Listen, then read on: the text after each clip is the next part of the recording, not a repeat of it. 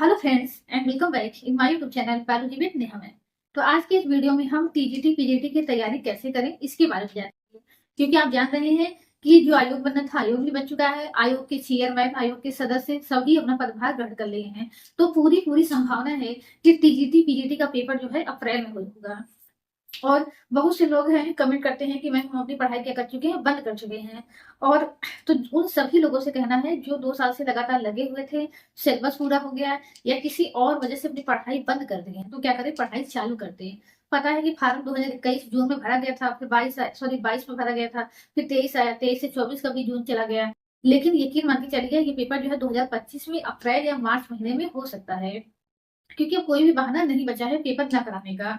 तो इसीलिए आप जो तैयारी अपनी बंद कर दिए थे उसको शुरू कर दीजिए। आप किसी भी सब्जेक्ट से हो, चाहे फिजिक्स केमिस्ट्री से हो, चाहे इतिहास भूगोल से हो, किसी भी सब्जेक्ट से हो, अपनी तैयारी शुरू कर दीजिए। क्योंकि ज्यादा से ज्यादा आपके पास 5 महीने का समय है। अगर इस 5 महीने आपने लापरवाही कर दी तो वो जो 2 साल की मेहनत थी वो भी बर्बाद हो जाएगी। कुछ लोग ऐसे होंगे जिनकी क्या होगी, दोबारा जो होगा अटेम्प्ट, या कुछ ऐसे होंगे जिनका तिबारा अटेम्प्ट होगा। तो अगर 5 महीने आप अच्छे से और पढ़ लेते हैं तो आपकी जो पिछली 5 साल की मेहनत है उसका फल आपको अच्छे से मिल जाएगा।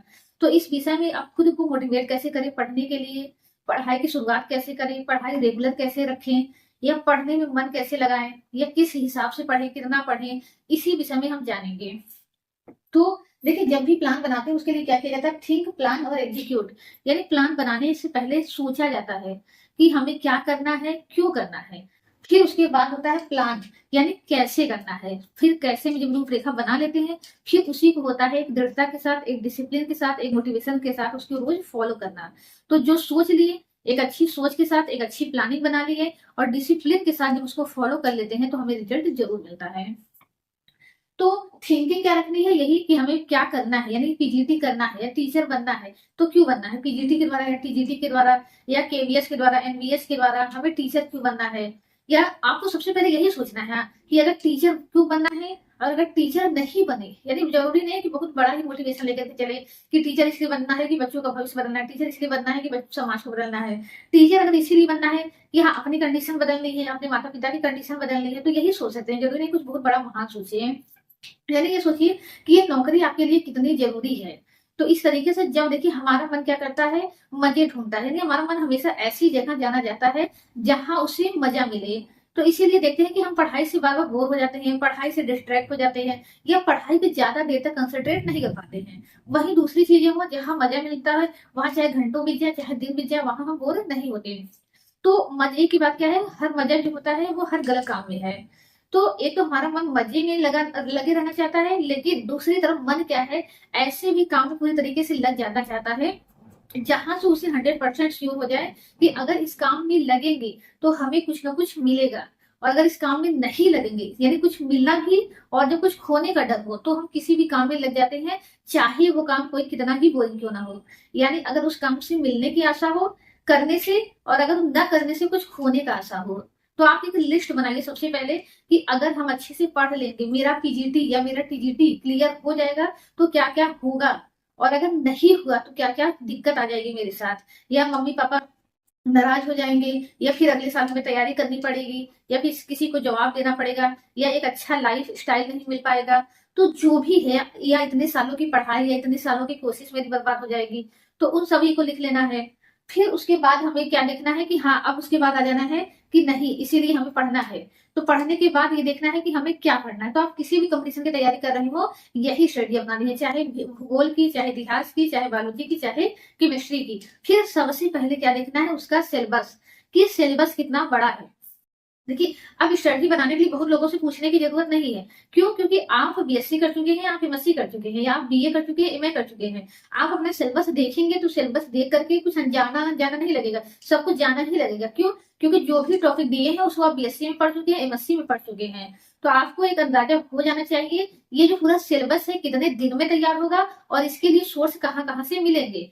तो सिलेबस देख लीजिए, उस सिलेबस को नोट डाउन कर लीजिए, उसके लिए सोर्स जुटा लीजिए। तो ये हो गया हमारा दूसरा स्टेप। हमने क्या किया, उसके लिए ये सोर्स जुटा लिए।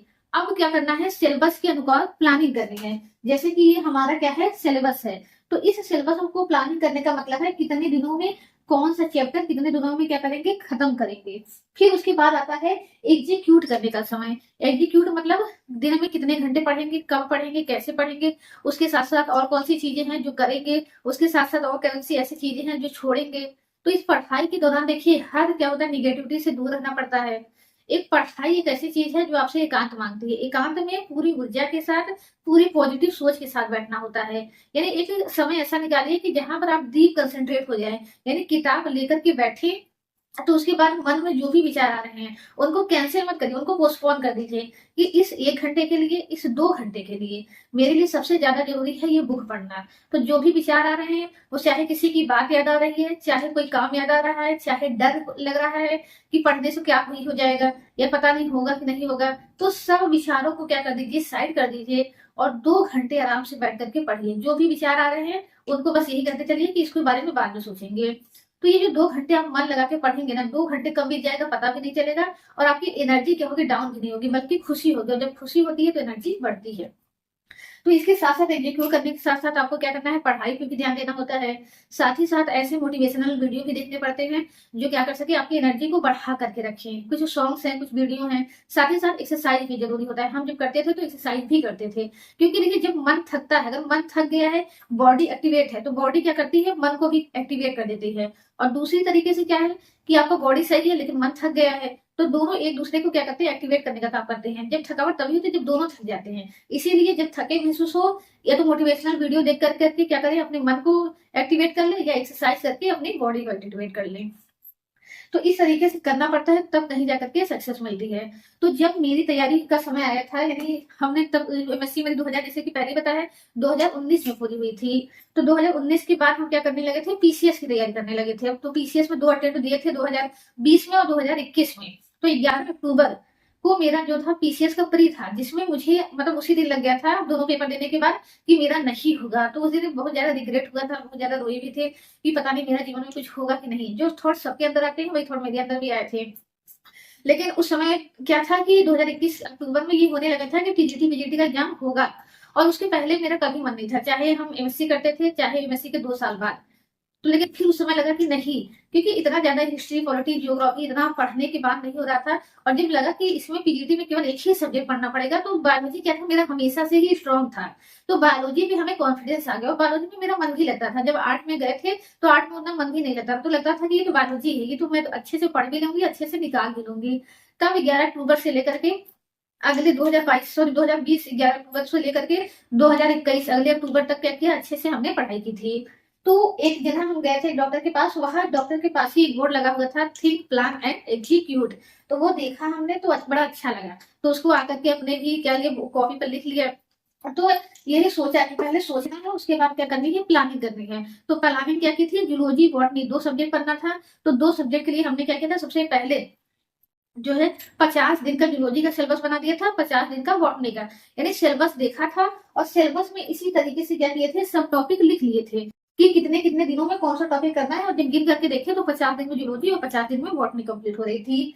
फिर उसके बाद एग्जीक्यूट करने का नियम बनाया। तो पढ़ाई का सब पूछ रहे कि मैडम आप कितने घंटे पढ़ती थी। तो पढ़ने में ये था कि उस समय कॉलेज बंद ही हो चुका था, कोचिंग ज्वाइन नहीं किए थे, क्योंकि बस यही ख्याल आया था सिलेबस देख करके कि ये सब तो पढ़ा हुआ है, बस एक बार क्या करना है, रिवाइज करना है। और मेरे पास सब बुक अवेलेबल थी, मेरी इंटर की भी थी, बीएससी की भी। और बस इसके अलावा एनसीईआरटी नहीं थी तो एनसीईआरटी खरीद लिए थे। आर के पिल्लाई और कुमार मलिक की बुक नहीं थी तो ये भी खरीद लिए थे। और ये धीरे धीरे करके खरीदे थे, ऐसा नहीं सब एक साथ ला करके रख दिए थे। एनसीईआरटी ले आए थे तो शुरुआत इंटर की बुक से किए थे, फिर बीएससी की बुक पे आए, फिर उसी कुछ दिनों बाद जाकर के रमेश, सॉरी, कुमार मलिक और पिल्लाई की बुक लिए थे।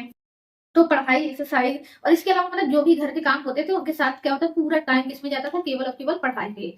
और इसी वजह से पूरा दिन रात देने की वजह से ही ये विश्वास होने लगा था कि हाँ इस बार सिलेक्शन हो जाएगा। इसके साथ साथ और भी क्या होता था कि बार बार डिमोटिवेट तो हम ही हो जाते थे कि क्योंकि 8 घंटा 10 घंटा इसके लिए पढ़ना है। तो पढ़ने के लिए क्या होता है कि कुछ दिन तो मन लगता है, कुछ दिन तो जोश रहता है, फिर उसके बाद क्या होता है, जोश ठंडा हो जाता है। सबका हो जाता है कि पता नहीं एग्जाम कब होगा, क्या होगा। लेकिन जब सिलेबस बना लिए थे तो इसलिए ये जो एग्जाम कब होगा ये वाली टेंशन मेरी क्या हुई थी, खत्म हो गई थी। क्योंकि मुझे लगा एग्जाम चाहे अभी हो, चाहे 6 महीने बाद हो, चाहे 1 साल बाद हो, हमें तो पूरा सिलेबस अच्छे से तैयार करना है और रोज पढ़ना है।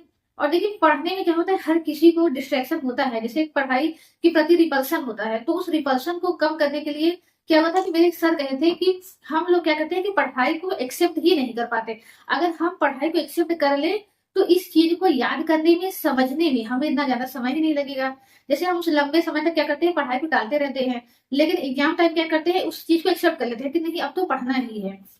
तो उस समय मैंने कुछ अफर्मेशन भी बनाए थे कि नहीं, इस पढ़ाई से दूर नहीं भागना है, इसे घृणा नहीं करनी है, इससे एक तरीके से क्या रखना है, लगाव रखना है, अफेक्शन रखना है। तो 2 दिन अफर्मेशन मैंने लिखे थे। अफर्मेशन पे आप लोग बहुत वीडियो देखे भी होंगे कि रोज ये बोला करिए, वो बोला करिए। तो जो भी अफर्मेशन होते हैं वो सच में काम करते हैं, और मेरे लिए काम किया था। फिर मैंने अपने फ्रेंड को भी बताया था, उसके लिए भी काम किया। तो इस तरीके से देखते देखते मार्च में क्या गया, फार्म भरा गया, फिर उसके बाद उसका पेपर भी हो गया जा करके अगस्त में। तो अगस्त में पेपर होने के बाद ऐसा नहीं था कि हाँ, मतलब देखिए इस बार क्या था, पीजीटी का पेपर काफी कठिन आया था। तो जब पेपर दे करके आए थे, मतलब क्योंकि बायोलॉजी में कॉन्फिडेंस था कि मतलब अच्छा करके आएंगे। अपनी फ्रेंड्स से मैं कहती भी थी, यार लग रहा है कि इस बार सिलेक्शन हो ही जाएगा, क्योंकि जहाँ मतलब सिविल के लिए इतने ज्यादा सब्जेक्ट पढ़ने होते थे और यहाँ एक ही सब्जेक्ट पढ़ना था। लेकिन जब पेपर देने गई तो देख करके पहला, दूसरा, तीसरा, चौथा, ये सब पेपर देख, चौथा क्वेश्चन देख करके ही डर लगने लगा, क्योंकि कोई आ ही नहीं रहा था। तो ऐसे ऐसे पेपर, मतलब जैसे जब मॉक देते थे तो मेरे 100 प्लस जाते थे, और वहां देख रहे हैं कि सब आ ही नहीं रहा, तो लग रहा था कि 100 के नीचे चला जाएगा। फिर घबराहट भी हो गई, फिर डर भी लगने लगा, फिर रोना भी आने लगा। लेकिन लगा कि मतलब कि नहीं, इस समय खराब नहीं करना है, क्योंकि ऑलरेडी 2 पेपर खराब कर चुके हैं। तो फिर लगा कि नहीं, बढ़िया करना है, अपने आप को हौसला दिए, फिर खुद से शुरू से क्वेश्चन देखे। तो पहला, दूसरा, तीसरा क्वेश्चन जो था वो देखिए, समझिए, तो समझ में आने लगा था। क्योंकि हम होपलेस हो जाते हैं तो जो चीजें आती हैं वो भी नहीं आती जाती। जैसे 4 स्पीसीज का नाम देकर पूछा था, क्या सभी एक ही जीनस से हैं, कि 2 जीनस से हैं, कि 3 जीनस से हैं? तो पहले तो डर गए थे कि इनका नाम ही नहीं पता है। फिर थोड़ी सी मतलब उसमें लॉजिक लगाया कि हाँ एक ही जीनस के हो सकते हैं, केवल ऐसे ही 2-3 जीनस का ऑप्शन दे दिया है। ऐसे कई क्वेश्चन थे जहां लॉजिक लगे, वो सही हो गया। लेकिन जब घर आकर के आए, मिलाए, तो पता चला कि बहुत ही कम क्वेश्चन सही हुए, 100 प्लस के 90 प्लस से भी मेरे सही नहीं हुए थे। तो घर आकर के ऐसा नहीं था कि कॉन्फिडेंस था कि हो ही जाएगा, घर आकर के बस रोने लगे थे कि मेरे साथ क्या हो रहा है, बार बार क्यों हो रहा है ऐसा मेरे साथ। लेकिन जब टीचर लोगों को मॉक देखे, सॉरी टीचर लोग जब उसका सोल्यूशन बता रहे थे, तो देख रहे थे टीचर लोग खुद कह रहे हैं कि क्वेश्चन काफी कठिन है, इस बार काफी कठिन क्वेश्चन आया होने की संभावना, मतलब कट ऑफ क्या होगा, बहुत कम जाएगा। और तब जाकर के कुछ रिलैक्स हुआ था। उस समय क्या था, काफी टीचर लोग भी क्या किए थे, जो गलती हम करके आए थे वो टीचर भी गलती कर रहे थे कि इस क्वेश्चन का ये आंसर होना चाहिए। तब वहां से धीरे धीरे क्या होने लगा, कॉन्फिडेंस होने लगा कि नहीं, हो सकता है कि मेरा सिलेक्शन हो जाए, इंटरव्यू के लिए कॉल आ जाए। और फाइनली ऐसा होता भी है। तो उस समय मेरा रिजल्ट क्या था, सबसे पहले हमने ना देखा कि मेरे भाई ने देखा था, उसी ने मुझे कॉल किया था कि मतलब पीजीटी का रिजल्ट आ गया है। तो फिर उसने बताया, फिर उसने भी देखा, एक बार डरा भी दिया था कि तुम्हारा तो, तुम तो कह रहे थे कि तुम्हारा पेपर गलत गया है, तो सोचने लगे, फिर मजाक में बताता कि नहीं नहीं हो गया है, बस ऐसे ही कर रहे हैं। तो बस इंटरव्यू के लिए क्या था, कुछ ही दिन का समय मिला था, इलाहाबाद में जाना था, फिर उसको ढेर सारे डॉक्यूमेंट पूरे करने थे। तो डॉक्यूमेंट पूरे किए, पीजीटी में गए, पीजीटी इंटरव्यू का एक्सपीरियंस भी क्या था, अच्छा था, मतलब जो बोर्ड मेंबर थे वो भी अच्छे थे। और फाइनली क्या हुआ था, फिर वो पीडीएफ भी आ गया जिसमें फाइनल सिलेक्शन था। और फाइनल सिलेक्शन का पीडीएफ भी किसने दिया, देखा, मेरे भाई ने देखा कि नेहा तुम्हारा क्या होगा, पीजीटी का रिजल्ट आ गया। और तुरंत ही खोल करके तुरंत ही देख लिया कि इसमें पता कैसे चलेगा सिलेक्शन हो गया। तब हमने ही बताया कि देखो, सिलेक्टेड एज में कैटेगरी लिखी होगी, जिसके आगे आगे कैटेगरी लिखी है, मतलब उसका सिलेक्शन हो गया है। तो उस दौरान बहुत ज्यादा खुशी हुई थी, भाई रिश्तेदार आए, मिठाई बटी, फिर अगले दिन सब लोग मंदिर गए। तो वाकई में एक अच्छा सफर होता है, मतलब ये पूरी तैयारी से लेकर के सिलेक्शन तक है। तो तैयारी भी एंजॉय करिए, सिलेक्शन भी एंजॉय करने को जरूर मिलेगा। तो आइए आप देखते हैं, जो लोग केवल बायोलॉजी से हैं उनके लिए क्या स्ट्रेटजी है, यानी वो बायोलॉजी वालों का सिलेबस है। तो इसमें क्या करना है, 2 चीज सबसे ज्यादा इंपॉर्टेंट है जो लोग कम पढ़ते हैं।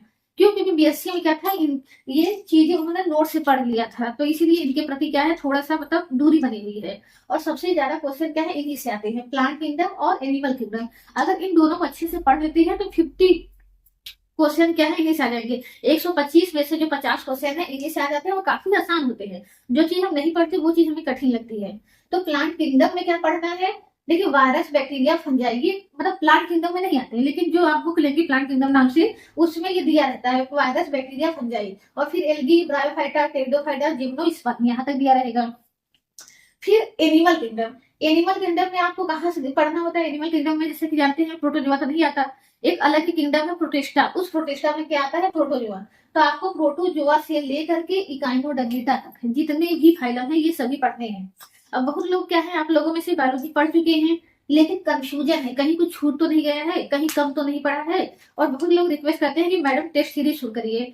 ठीक है, तो टेस्ट सीरीज शुरू की जाएगी और आप लोग भी जो पढ़ाई बंद कर दी हो पढ़ाई शुरू कर दीजिए। शुरू कहाँ से करिए? इसी प्लांट किंगडम और एनिमल किंगडम से, क्योंकि हम जो टेस्ट सीरीज शुरू करेंगे वो किससे करेंगे? प्लांट किंगडम और एनिमल किंगडम से करेंगे। तो आप क्या करेंगे, जिस दिन टेस्ट होना रहेगा उसके पहले क्या करेंगे, रिवाइज करके आ जाएंगे। तो जो आपके अंदर का डाउट है कि कम तो नहीं पड़ा है, कुछ भूल तो नहीं गया, कुछ छूट तो नहीं गया, तो वो सब क्या होंगे, डाउट दूर हो जाएंगे। यानी ये दोनों सबसे पहले कर लेना है। फिर आना है प्लांट फिजियोलॉजी में, एनिमल फिजियोलॉजी में। ये क्या है, सबसे इंटरेस्टिंग है। तो ये दोनों बोरिंग पढ़ने के बाद कहाँ जाएंगे, इंटरेस्टिंग पे आ जाएंगे। जेनेटिक्स इस समय हम पढ़ा ही रहे हैं। इकोलॉजी, इकोलॉजी में बायोडाइवर्सिटी भी इंक्लूड करके पढ़ लीजिएगा। साइकोलॉजी, साइकोलॉजी में देखिए टिश्यू तो नहीं आता लेकिन हमने लिख ही दिया है। इसके साथ सेल भी पढ़ लीजिएगा, प्लांट के टिश्यू पढ़ लीजिएगा, एनिमल का टिश्यू पढ़ लीजिएगा। फिर उसके बाद सेल के साथ क्या पढ़ लीजिएगा, सेल साइकिल, जिसमें सेल दो प्रकार से डिवाइड होती है, माइटोसिस और मियोसिस, वो भी पढ़ लीजिएगा। फिर बायोमॉलिक्यूल पढ़ लीजिएगा इस तरीके से। तो इस तरीके से आप भी एक बनाते चलिए हमारे साथ कि इन सभी को कितने दिनों में कंप्लीट करना है। देखिए अलग अलग लोगों के लिए क्या होगा, अलग अलग होगा। जो एक बार पढ़ चुके हैं वो तो इसको 10 दिन में ही पूरा कर लेंगे, लेकिन जो नहीं पढ़े उन्हें क्या लगेगा, 30 दिन इसमें भी लग सकता है, 30 दिन इसमें भी लग सकता है। तो एक एवरेज भी हम निकालेंगे, बताएंगे। फिर उसके बाद क्या पढ़ना है, जेनेटिक्स, जो भी हम पढ़ाई रहे हैं। एंजियोस्पर्म, यहाँ आप देखेंगे जिम्नोस्पर्म के बाद कौन आता है, एंजियोस्पर्म। तो एंजियोस्पर्म सेक्शन क्या है, काफी बड़ा है, लेकिन इसके लिए आपको अलग से बुक लेने की जरूरत नहीं है। ये दोनों कहाँ से पढ़ेंगे आप बुक ले लीजिए। इसके लिए हमने बताया था प्लांट किंगडम के लिए कौन सी बुक आती है, सिंह पांडे और जैन की। इसके लिए किसकी बुक आती है, आर्यन कोटपाल की, बीएससी की, बीएससी फर्स्ट ईयर की। और एंजियोस्पर्म के लिए और कॉर्डेटा के लिए, यानी इसमें से कॉर्डेटा बस बचे हैं, तो इनकी अलग बुक आती है, तो अलग बुक लेने की जरूरत नहीं है। एंजियोस्पर्म और कॉर्डेटा इसी चैनल पे तैयार करा दिए जाएंगे, तो अलग से बुक लेने की जरूरत नहीं है। और इन दोनों की भी अगर बुक नहीं ली है तो भी लेने की जरूरत नहीं है। इनकी वीडियो इस चैनल पे मौजूद है, इसका लिंक भी वीडियो में दे दिया गया है, तो आप वीडियो की डिस्क्रिप्शन में जाकर के उस लिंक पे क्लिक करके इनका वीडियो देख सकते हैं। फिर इतना ही क्या है, मेजर टॉपिक है। फिर उसके बाद छोटे छोटे टॉपिक बढ़ते हैं, जैसे बायोटेक्नोलॉजी, इसको चाहेंगे तो आप एक ही दिन में कंप्लीट कर देंगे। इवोल्यूशन एक ही दिन में, एनिमल बिहेवियर एक ही दिन में, प्लांट पैथोलॉजी 2 दिन लग जाएगा, इकोनॉमी ऑफ प्लांट ये भी 2 दिन लग जाएगा। और ह्यूमन हेल्थ एंड डिजीज, जिसमें इम्यूनिटी भी आती है, एक्टिव पैसिव इम्यूनिटी, एंटीबॉडी, ये सभी भी क्या हो जाएंगे, 2 दिन में तैयार हो जाएंगे। तो अगर अब देखिए आपके पास कितना है, लगभग 5 महीने का समय है, यानी नवंबर, दिसंबर, जनवरी, फरवरी, मार्च। तो इस 5 महीने में आपको तैयार करने हैं इतने टॉपिक। और जो इसमें नहीं लिखे हैं, चाहे तो उनको पढ़ सकते हैं, चाहे उनको छोड़ सकते हैं। सभी क्वेश्चन, ज्यादातर क्वेश्चन आते हैं इन्हीं से आते हैं, यानी 90% या 95% क्वेश्चन इन्हीं से आ जाएंगे। तो अगर देखेंगे, अगर एक जनरल के लिए देखें जो अभी नहीं पढ़ा है, तो अगर वो क्या करे, 30 दिन इसको दे दे और 30 दिन इसको दे दे, यानी 2 महीने, 5 महीने में से 2 महीने क्या कर देगा, इनको लगा देगा। और फिर 15-15 दिन, 15 दिन या प्लांट फिजियोलॉजी को, 15 दिन एनिमल फिजियोलॉजी, यानी जो एकदम नहीं पढ़ेंगे, सोचिए अभी भी उसके पास समय है जो एकदम नहीं पढ़ा हुआ है। 15 दिन इसके लिए दे देगा, 15 दिन इसके लिए दे देगा। तो 30-30 60 हो गए, यहाँ पर 15 हो गए, 3 महीने की तैयारी यहाँ हो जाएगी। फिर ये सभी जो टॉपिक है ये 10-10 दिन वाले हैं। 10 दिन क्या, 10 दिन से कम समय में ही आप मेरे चैनल पे जाइए, वहां पे वीडियो पढ़े, 10 दिन से ज्यादा समय वहां पे तैयार हो जाएगा। तो इस तरीके से आप चाहेंगे तो 10 दिन आपको मैक्सिमम ले लेंगे तो जेनेटिक्स में चला जाएगा। इकोलॉजी में 5 दिन ले लीजिए, साइकोलॉजी में भी 5 दिन ले लीजिए।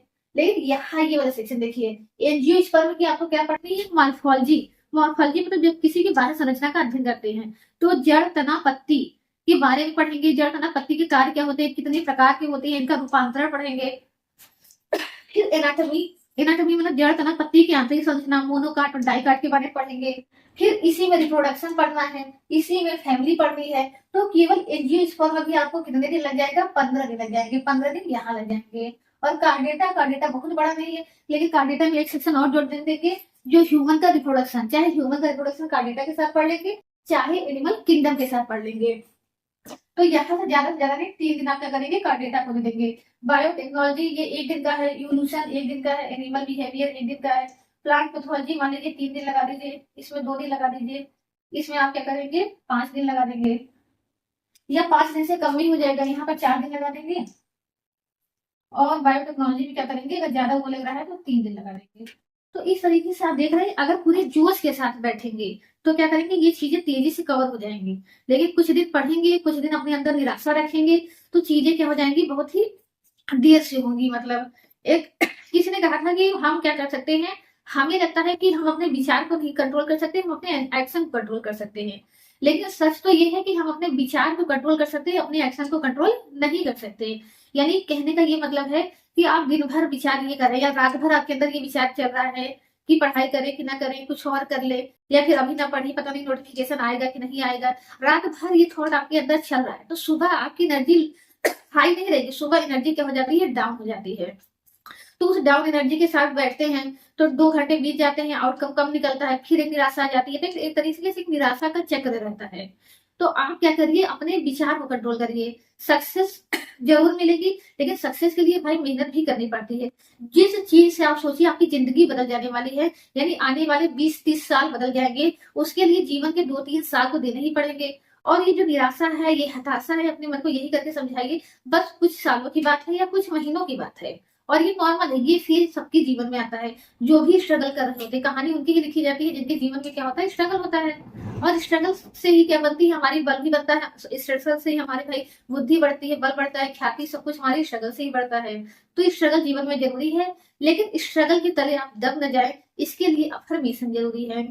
तो कुछ अफर्मेशन लिखे रहिए जो दिन रात आपके माइंड में चलते रहे, और उसकी वजह से क्या होगा, आपकी एनर्जी हाई बनी रहे। एनर्जी हाई बनी रहेगी तो आपकी प्रोडक्टिविटी हाई होगी, प्रोडक्टिविटी आपकी हाई होगी तो फिर से एनर्जी हाई हो जाएगी, यानी जो काम कई दिनों में होने वाला है वो कुछ ही दिनों में हो जाएगा। तो इस तरीके से पढ़ते रहिए, और कोई भी डाउट हो तो कमेंट करके पूछिएगा। और अभी तक अगर इस चैनल से आप नहीं जुड़े हैं तो इस चैनल से जुड़ जाइए, चैनल को सब्सक्राइब कर लीजिए। तो 2-3 दिन में क्या होगा, ये जेनेटिक्स टॉपिक हमारा खत्म हो जाएगा। इसके बाद इसमें से किस टॉपिक का वीडियो बनाया जाए वो भी बताइए, और टेस्ट सीरीज किससे शुरू की जाए, एनिमल किंगडम से कि प्लांट किंगडम से, ये भी बताइए। तो मेरे साथ लग जाइए, आपके साथ, क्योंकि हम लग चुके हैं। देखिए जितनी मेहनत आप कर रहे हैं उतनी मेहनत हम भी कर रहे हैं। तो क्योंकि पढ़ाना होता है सुबह से, आप जान रहे हैं स्कूल अब स्कूल की छुट्टी 4 बजे होती है, तो 4 बजे आकर के आपके लिए मेहनत कर रहे हैं, इसलिए ताकि आप भी एक दिन जा करके अपने स्कूल में मेहनत कर सके। तो एक बार मेरे साथ मेहनत कर लीजिए, जो आपके डाउट है वो भी दूर हो जाएंगे।